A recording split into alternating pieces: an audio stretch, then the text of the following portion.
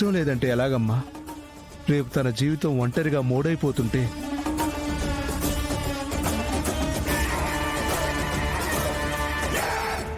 మీ అందరూ పిల్లా జల్లలతో ఆనందంగా ఉంటే అది మాత్రం ఎవరూ లేరే నాకు అనే బాధ తనలో మిగిలిపోతుంది.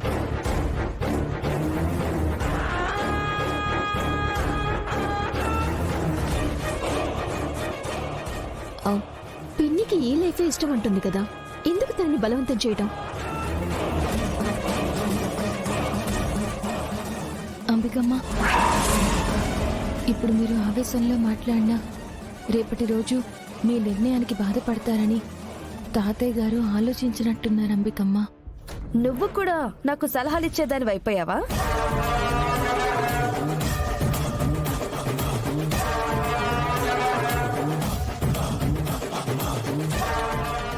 అంబిక అత్తయ్య పెళ్లి విషయంలో తాతయ్య చాలా బాధపడుతున్నారు. ఇప్పుడు సహస్ర చేసిన పని తెలిస్తే ఇంకా బాధపడతారు.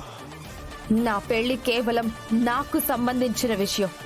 ఇంకెవ్వరికీ ఆ విషయంలో సంబంధం లేదు. మీరెవ్వరూ నా పెళ్లి విషయంలో బాధపడకండి.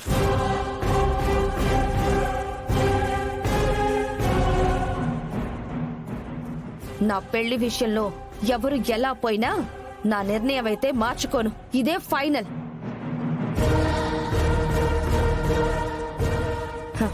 మళ్ళీ నన్ను పెళ్లి పెళ్లి అని సతాయించొద్దు.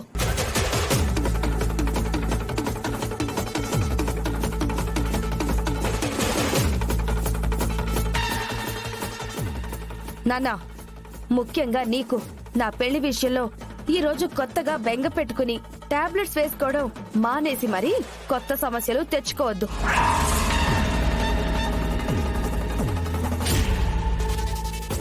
అది నీకే నష్టం. నా గురించి, నా పెళ్లి గురించి ఆలోచించడం మానేసి అందరూ ఎవరి పనులు వాళ్ళు చూసుకోండి.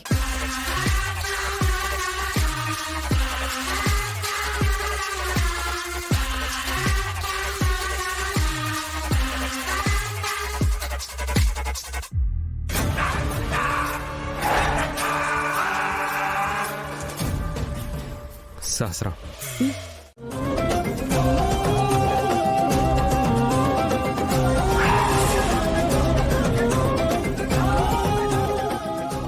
ఆ టైంలో కూడా నీ గురించి ఆలోచించుకున్నావు కానీ నా గురించి ఆలోచించలేదు బాబా.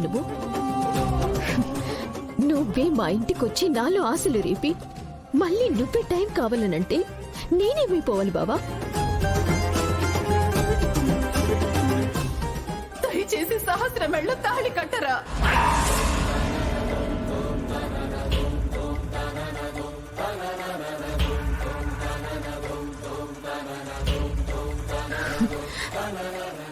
సరే బావా, నేను తప్పు చేసి నిన్ను పెళ్లి చేసుకున్నాను.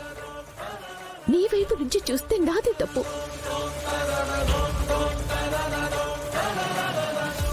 కానీ నా సైడ్ నుంచి చూడు బావా, నేను చేసింది తప్పని నీకు అనిపించదు.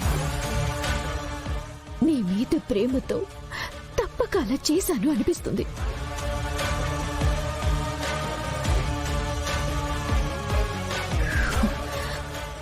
బావా, నిన్ను మోసం చేసి పెళ్లి చేసుకున్నాను. కానీ ఆ మోసం నా ప్రేమని బతికించుకోవటానికి చేశాను. నువ్వు రేపిన ఆశల్ని నిజం చేసుకోవటానికి చేశాను. నువ్వు రేపిన ఆశల్ని నిజం చేసుకోవటానికి నిన్ను మోసం చేశాను. నా మోసంలో నీకు స్వార్థం కనిపిస్తే ఆ స్వార్థం కలిగింది నీ వల్లనే అని నువ్వు గుర్తుపెట్టుకో బావా.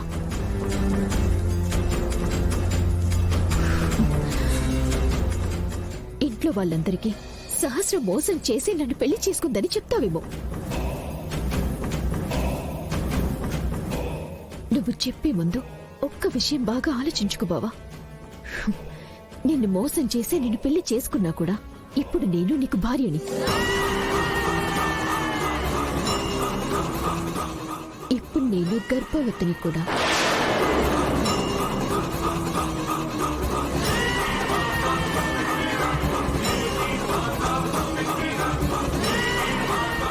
నా కడుపులో నీ బిడ్డ పెరుగుతున్నాడు బావా.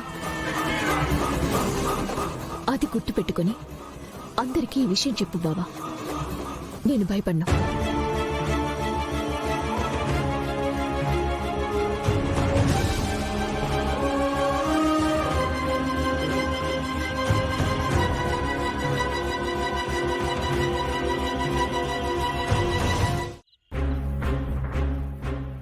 మీ ఇంట్లో వాళ్ళు పెళ్లి చేస్తానంటే నాకు అన్యాయం చేయడానికి డిసైడ్ అయిపోయావా నువ్వు? నీకెందుకు అన్యాయం చేస్తాను సుభాష్? నేను గతం మర్చిపోయాను అనుకున్నావా? మా అన్నయ్య నాకు చేసిన మోసానికి, నా ఫ్యామిలీ నాకు చేసిన ద్రోహానికి నాకప్పటి నుంచి సపోర్ట్గా ఉంది నువ్వే కదా. నిన్నెలా వదిలేస్తాననుకున్నావు?